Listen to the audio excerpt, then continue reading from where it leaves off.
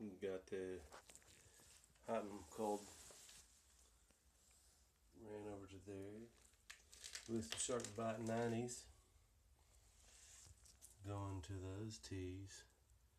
The one on the right is 3/4 is the cold water. The one on the left is the hot water. It's 1/2 inch SharkBite tees. And I was trying to use the old plumbing, the old copper pipes. They're going to be too short. And I'm going to get a different one of those anyway, so maybe different. It's too short because of all the copper rat nest that I had to cut out of it. They